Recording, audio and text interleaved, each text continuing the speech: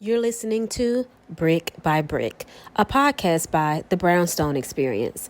I am Felicia, and I will be interviewing women of color entrepreneurs on the couch, where we will learn more about their products, services, and how we can support them. Enjoy. Hello, hello. How Hi. are you? I am fantastic. Thank you for being here, Sydney Carter. Thank you for accepting the invitation to be the September cover model of the Brownstone Experience. Yes. I appreciate you so much. Thank you. Yes, and so I want to start off. We all, most of us, have seen your thrust into the limelight as a coach and because of your fashion choices. But tell us a little bit about who you are. Well, there's so many pieces to me. I've always prided myself on not being one dimensional. So I am somebody obviously that loves basketball, but I'm also a daughter. I am a sister. I'm an auntie to a million nieces and nephews. I love fashion. I love to, kind of just go out and do my own thing as far as like shopping goes. I like to be adventurous. I'm a normal person at the end of the day. I just happen to be a basketball coach and happen to be in the spotlight. Happen to be in the spotlight. How do you think you've handled that? I think I've done a pretty good job of remaining humble because I think it's really easy for people to say, okay, I got some status now, I'm somebody else. So I've always tried to maintain like who I am as a person. And I think a lot of people always say, well, how did you answer that question like this? Or how do you handle this? And I'm like, well, it's easy because I'm just myself every day. So I try to maintain me at the end of the day. At the end of the day, once it started to sort of go viral, what was that feeling like? Were you expecting it at all, or when you started to like get dressed for the games, like what were you? How did that feel? So I wasn't expecting it because Yeah. I had been doing it for so long. Like I always said when I retired, like I'm gonna be her on the sideline because That that's girl. always been me. Yes. So when it happened, I literally the pink pants from February of 2022 was like the beginning of it all. Okay. And it was for a breast cancer game, and I was like, okay, I only got 2 pink outfits for the year. Like I got a pink pantsuit, but I'm gonna save that for the home game. And then I found out that the other team that we were playing at their gym, they were having a pink game as well. So I was like, put these pink pants on I've been having for like 3 years. Hope I can fit them. Took me about 5 minutes to get into them that day. And so I was just like, I'm gonna wear these because like it goes with the theme. And then I woke up the next day and phone was going Blowing off. up, Yeah. blowing up. So was was it just a hot topic? How was the feedback for you? Was it some negative, some positive? Yeah, so it started off with a guy. He thought that he could go on social media and ask if my outfit was appropriate to wear for my job at a gym. And so, of course, that sparked a lot of controversy because of, I think it was a very sexist comment, slightly body shaming because I am curvy. So there was some negativity. You have people that are like, there was people saying she needs to be fined for this. And other people were like, she's literally not showing anything but her nails and her toes. Like I had on a turtleneck and pants. And so obviously there was negativity, but to me, for what I chose to focus on, there was way more positivity. There was people from the WNBA that came to my defense, people I didn't even know. Women from all across the country started wearing pink pants to work. Like it was amazing to see the positivity from it. That's awesome. That's awesome. So what advice would you give young ladies who are struggling to show up as themselves? I always like to say, like, at the end of the day, you cannot base everything you do off of what other people are going to think. Like, there's always going to be somebody that is not going to like you. There's going to be people that will. And at the end of the day, if you look in the mirror and you're happy with what you put out there as yourself, like that should be all that matters at the end of the day. So, like you only have yourself. There's only one you, and that's your superpower at the end of the day. So use that. So use that. I love it. I love it. So let's take a step back and share with us where have you been since childhood? So up until now.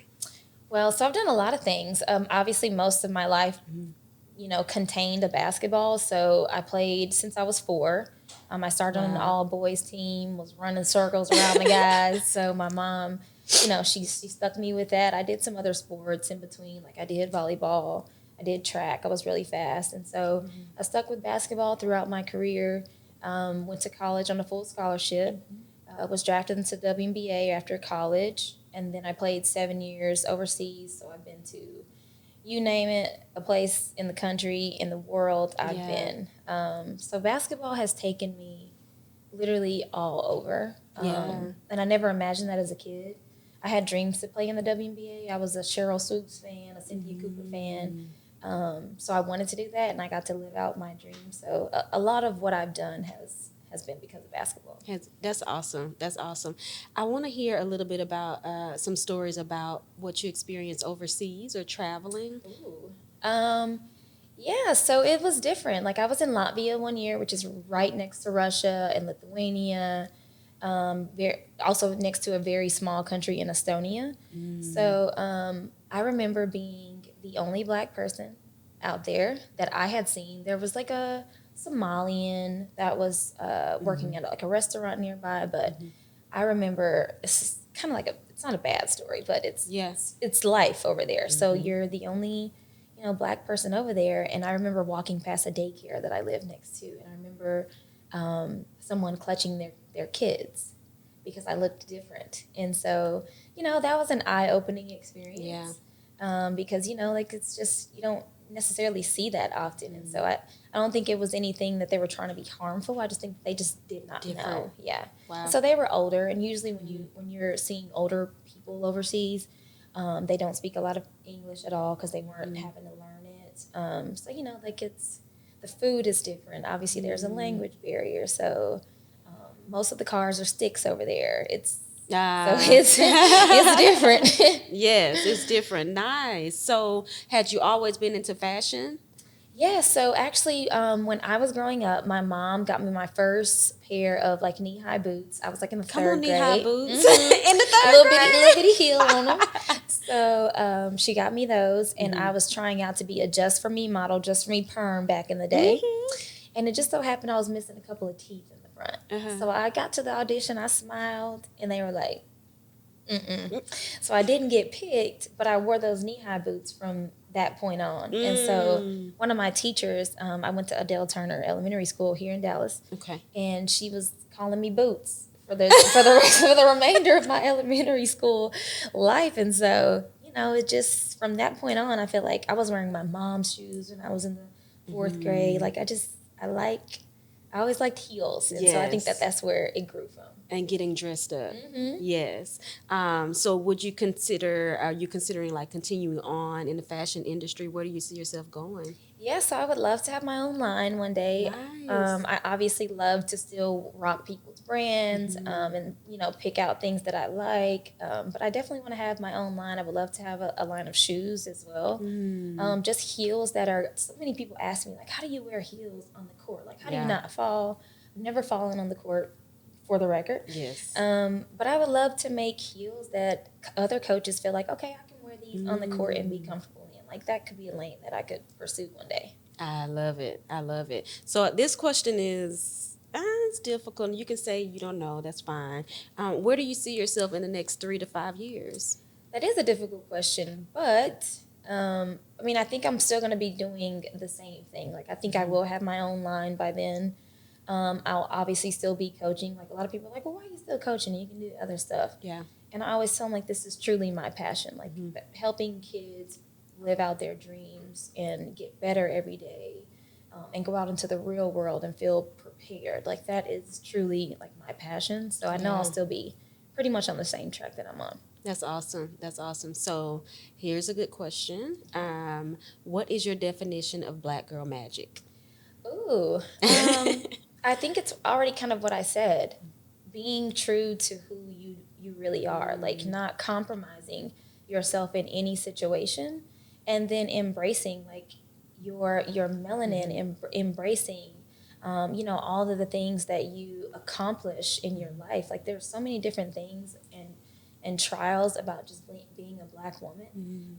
But I think you really start to see Black women really be successful when they start to embrace those things and knock down those glass ceilings that people try to put on us. Yes, coming out of that shell. I love it. So, okay, another good question, I think. Who name 3 of your favorite fashionistas, celebrity fashionistas? So L'Oreal Sarkeesian, she is the wife of the head coach for our university, Texas. That's his wife. She is also a stylist. Nice. Got to meet her this year. Fantastic human being. Love the way she dresses. Rihanna's obviously a staple in the industry in every way. Who else? She's a celebrity, and she's just newly retired basketball player. Sue Bird has been killing it for a really long time. So I really like that she can do a lot of different things. Like sometimes she'll do a feminine look, and then other times she's really dressed down. She'll wear a suit with some tennis sometimes, or she'll put some boots on with it. So I think I like the versatility of Sue Bird's style. Yes. Good. So that's a nice, like you said, versatility. That's more so what I see is the common thread amongst the 3 you just named. Yes. Well, thank you. I just wanted to give people the opportunity to get to know a little bit more about you. We see you killing it on the court. Thank you. And again, I just appreciate you for being here. So on the next episode, At the Table, we're going to talk about business and some things you've learned along the way as an entrepreneur and a coach. Sounds good. All right. Thank you. Thank you. Thanks for joining. If you enjoyed this episode, please rate, like, and share so that others will learn about Brick by Brick by the Brownstone Experience. You can also learn more about our guests by going to our website, The Brownstone Experience.